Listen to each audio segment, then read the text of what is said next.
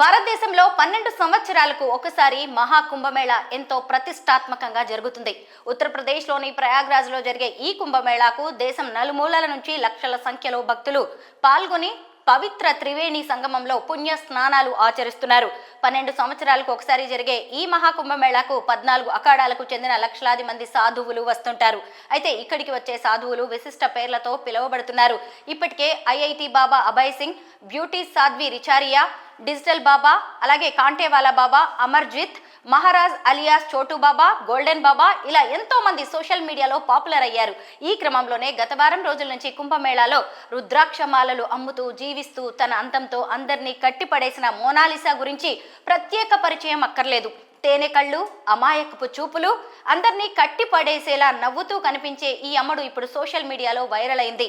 ఈమె వీడియోలు వైరల్ అవుతుండగా వాటిని చూసిన బాలీవుడ్ స్టార్ డైరెక్టర్ సనోజ్ మిశ్రా ఈమెకు సినిమాలో ఛాన్స్ ఇవ్వాలని నిర్ణయించుకున్నారు. త్వరలోనే ఆమెను కలుస్తానని, యాక్టింగ్ రాకపోతే నేర్పించి మరీ తన సినిమాలో పెట్టుకుంటానని సరోజ్ మిశ్రా తెలిపారు. ఇక మధ్యప్రదేశ్లోని ఇండోర్కి చెందిన మొనాలిసా భోస్లే తరతరాలుగా పూసల దండలు అమ్ముకుంటూ జీవనం సాగిస్తున్న కుటుంబం నుంచి వచ్చింది.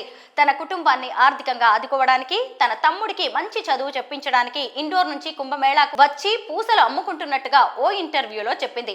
నిజంగా ఈ నిరుపేద యువతికి సినిమాల్లో ఛాన్స్ వస్తే దశ తిరిగినట్టే అంటున్నారు నెటిజన్స్. ఈ విషయంపై మీ అభిప్రాయాన్ని కామెంట్స్ రూపంలో మాకు తెలియజేయండి.